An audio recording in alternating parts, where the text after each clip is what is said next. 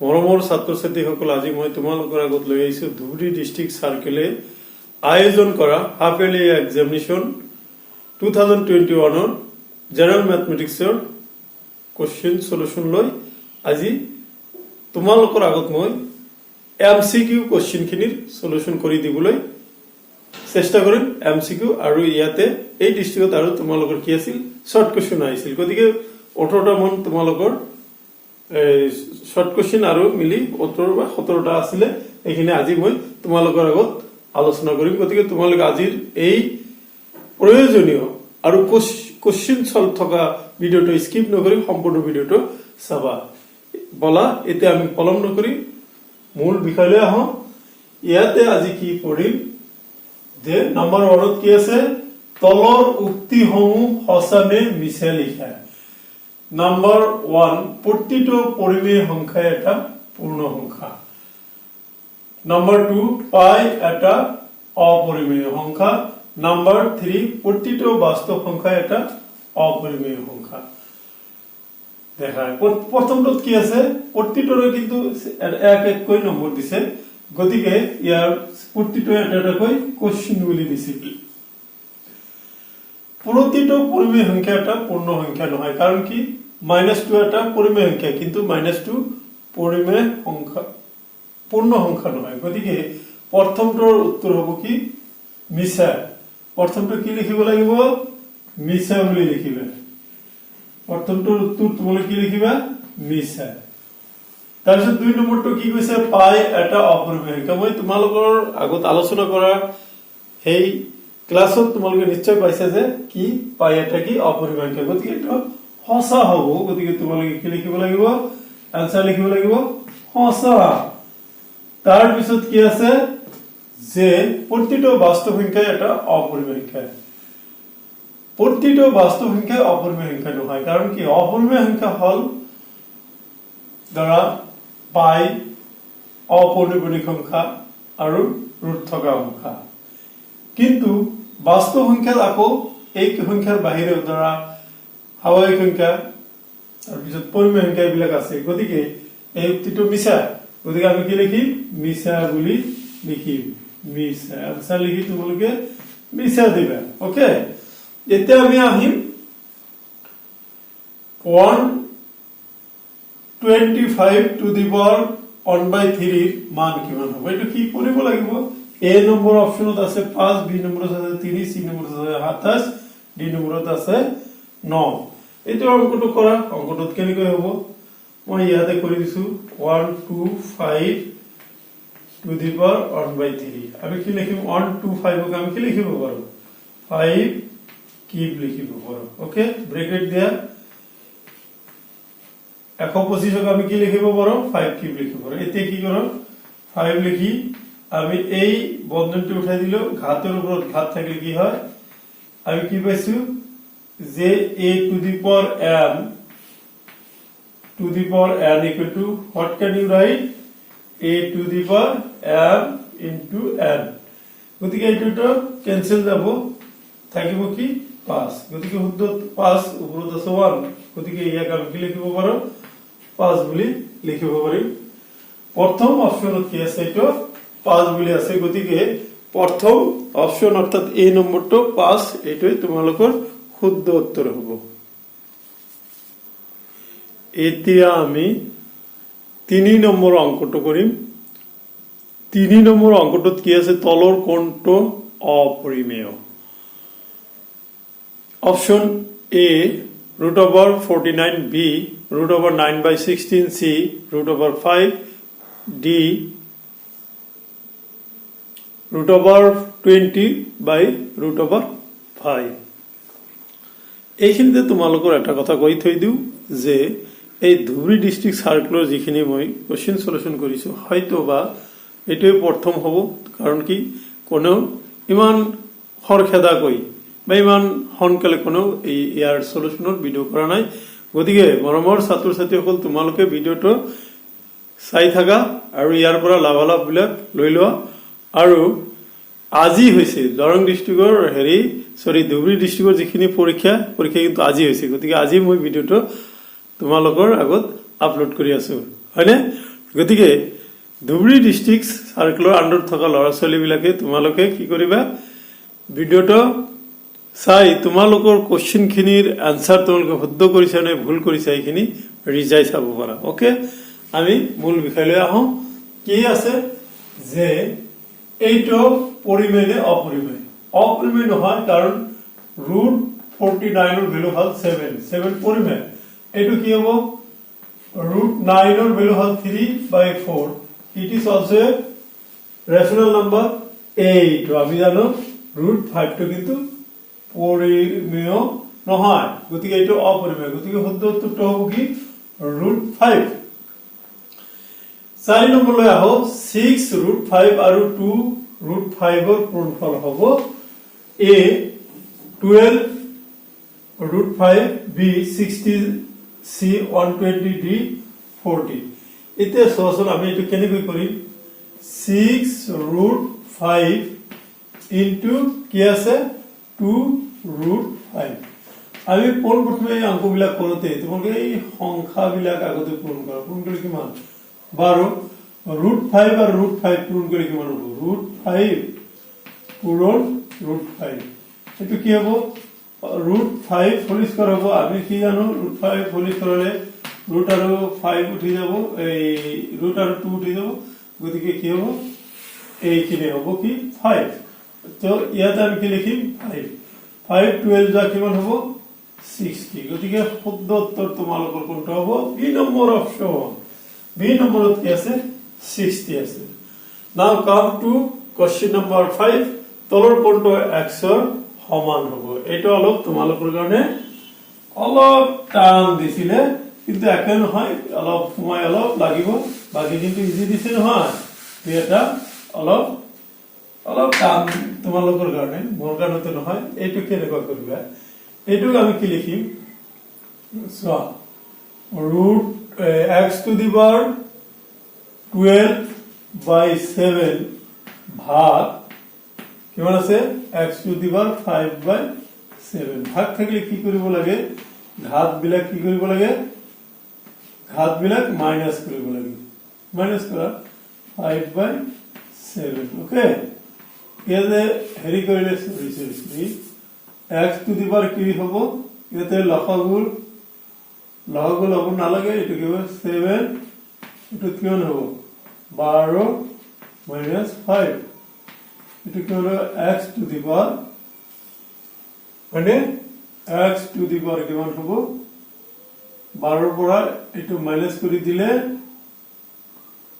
7 5 12 5 minus কৰিলে এটো মানে এটো কাটিলে 1 বাৰ গতিকে x টু দি পাৱাৰ 1 মানে x এটা প্ৰথমটো आंसर হ'ব মানে প্ৰথমটো তোমালোকৰ এটো आंसर যেটো এটো হৰণ দিছে হৰণ দিয়াতে ইয়াৰ ভ্যালু আমি পাই গৈছো গতিকে প্ৰথমটোই হ'ব শুদ্ধ आंसर তাৰপিছত তলৰ ৰাশিটোৰ x স্কয়াৰৰ সহগ লিখে ইয়াতে ৰাশিটো কিমান আছে 6 নম্বৰত ইয়াতে অপচন দিয়া নাই 3x square plus 2x plus 2 ইয়াতে x স্কয়াৰ সহগ কোনটো হ'ব x স্কয়াৰ থকা পদ এইটো এইখিনি বাদ দিয়া যিকিটো সহগ পায় সেইটো বাদ দিব লাগিব তাৰ লগতে আমি সেইটো লিখিলে হল 3 হ'ব গতিকে ইয়াৰ आंसर কি হ'ব এটোৰ উত্তৰ হ'ব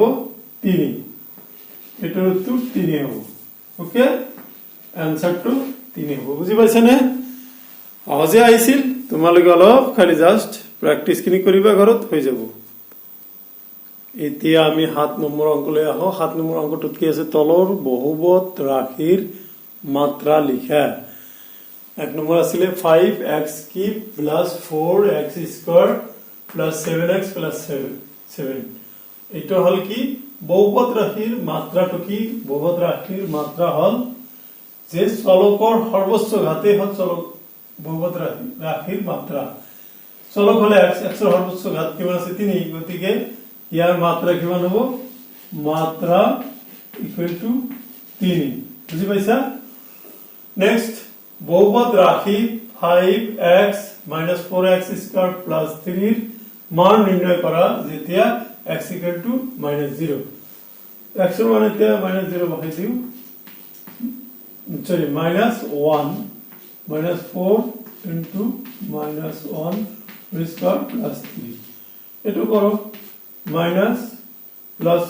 মাইনাস 5 মাইনাস এটা কিন্তু পূরণ করা না যাবো দে বহুতে ভুল করে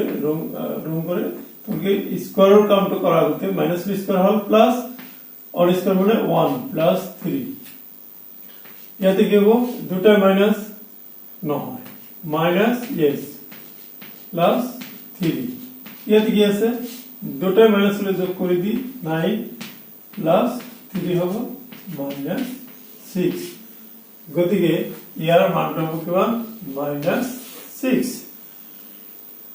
x অক্ষর সমীকরণটা কি x অক্ষর সমীকরণ মানে x অক্ষর উপরত আছে গতিকে y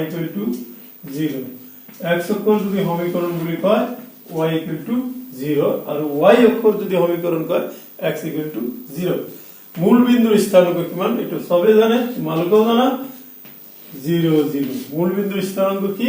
x এর মান 0 y এর মান 0 হবে তলত দেয়া উত্তর গেটার মাজত কোনটো সত্য বুলি কৈছে y 3x 5 এর সমীকৰণটা এটা হ'ব ইয়াতে কি এনেকুৱা ধৰণৰ এটা সিঙ্গেল সমীকৰণ দিয়া থাকিলে আৰু চলক দিয়া থাকিলে ইয়াত অসীম সংখ্যক সমাধান আছে বুলি লিখি দিবা গতিকে ইয়াৰ শুদ্ধ উত্তৰটো হ'ব কি অসীম সংখ্যক সমাধান এতিয়া আমি 12 নম্বৰ অংকলৈ আহো 12 নম্বৰ অংকত কি আছে এটা ত্ৰিভুজৰ দুটা কোণৰ সমষ্টি তৃতীয় কোণৰ সমান হলে ত্ৰিভুজটো হ'ব a সূক্ষ্মকোণী b সমকোণী c স্থূলকোণী d সমবাহু ত্রিভুজ সোয়া তোমালোকে যে মই তোমালোকক এটা কৈছিলো যে সমকোণী সমদ্বিবাহু ত্রিভুজটো কৈছিলো যি ত্ৰিভুজৰ দুটা বাহুৰ মাপ সমান আৰু এটা কোণ 90 ডিগ্ৰী তাক কি বুলি কোৱা হৈছিল সমকোণী সমদ্বিবাহু ত্ৰিভুজ বুলি কোৱা হৈছিল এই সমকোণী সমদ্বিবাহু ত্ৰিভুজৰ কোণ দুটা সমকোণৰ বাহিৰে বাকি কোণ দুটা সমান আৰু মাপত 45 ডিগ্ৰী আৰু 45 ডিগ্ৰী আৰু 45 ডিগ্ৰী যোগ কৰি কিমান হ'ব 90 ডিগ্ৰী গতিকে তোমালোকে কি হৈছে সমকোণী সমদ্বিকোণী ত্ৰিভুজৰ এটাই হ'ব তোমাৰ কি সমকোণী এতিয়া 13 নম্বৰলৈ আহা চিত্ৰত a o b ৰেখাত থকা x এৰ মান হ'ব x এৰ মান আমি জানো কি এই গোটেইখিনিতে কিমান ডিগ্ৰী কোণ আছে 180 ডিগ্ৰী ওকে গতিকে এই গোটেইখিনি যোগ কৰি কিমান হ'ব 180 ডিগ্ৰী তারপর আমি x এর ভ্যালুটা উলিয়ে ললে তাহলে আমি কি লিখিম 40 degree plus 4x plus 3x equal to 180 এটা আমি কি লিখিম এই দুটো যোগ করা যায় একই জাতীয় হলে টাকা বাকিলে এটা ইভিনে ল 180 প্লাস 40 ওখানে গেলে মাইনাস 40 হবে এটা আমি কি লিখিম 7x minus 140 ইয়াতে আমি কি লিখিম x equal to 140 by 7 এটা ক্যান্সেল করলে 2 তো 0 গতিকে x এর ভ্যালু আমি কিমান পালো 20 বুঝছেনা 20 হল x এর ভ্যালু গতিকে আমি কি পাইছো এই x এর মান কিমান পাম 20 পাম x এর মান কিমান হল 20 ডিগ্রি ক্লিয়ার হৈছে ধাৰণাটো ক্লিয়াৰ হৈছে নে নাই চিত্ৰত বুজি পালে হৈ যাব আৰু তোমালোকে জানা নহয় এই তিনিটা এনেকুৱা সৰল ৰেখাৰ ওপৰত যদি কোণ থাকে যি কেইটা কোণে না থাকক কিয় গোটেইটা যোগ কৰিলে কিমান হ'ব 180 ডিগ্ৰী হ'ব ওকে এতিয়া আমি আজিৰ ভিডিওৰ লাস্ট দুটা অংকলৈ আইছো লাস্ট দুটা 14 আৰু 15 নম্বৰ অংকৰ 14 নম্বৰত দিছে কি ত্ৰিভুজৰ তিনিটা মধ্যমা সমান হলে ত্ৰিভুজটো হ'ব কি হ'ব সমবাহু ত্রিভুজ হ'ব ওকে নে সমদ্বিবাহু হ'ব নে বিষমবাহু হ'ব নে উপরে এটা নহয় তোমালোকৰ উত্তৰটো হ'ব কি সমবাহু ত্ৰিভুজ তাৰ মানে চিত্ৰটো এনেকুৱা সমবাহু ত্ৰিভুজৰ তিনিটা বাহু সমান থাকে তিনিটা মধ্যমানো সমান হ'ব এনেকুৱা মধ্যমা বুলি কোৱা এইটো সমান হলে তাহলে ত্ৰিভুজটো কি হ'ব সমবাহু ত্ৰিভুজ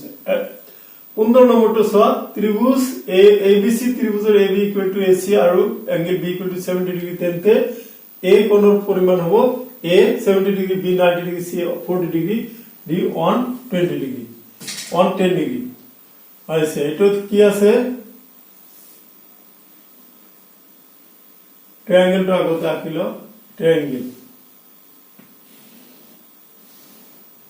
এইটো ট্রায়াঙ্গেল দে এইটো এ এইটো বি এইটো সি গতিকে A B equal to A C আৰু এই অ্যাঙ্গেলৰ মান আছে 70 আমি জানো কি যদি এই বাহু দুটো সমান হয় এই কোণ দুটো সমান হবে গতিকে এটা 70 হবে 70 হবে 70 70 140 180 পর 140 মাইনাস করলে কিমান হবে 40 ডিগ্রি গতিকে অ্যাঙ্গেলের ভ্যালু কিমান হবে 40 ডিগ্রি রাইট आंसर সি 40 ডিগ্রি বুঝি পাইছানে তো মৰমৰ ছাত্ৰ ছাত্ৰীসকল নিশ্চয় আজিৰ ভিডিও তোমালোকৰ ভাল লাগিব আৰু যদি ভিডিওটো ভাল লাগিছে তোমালোকে ভিডিওটো লাইক কৰিবা কমেন্ট কৰিবা আৰু বন্ধু বান্ধৱীৰ লগত শেয়াৰ কৰিবা thank you for watching my channel maths Assam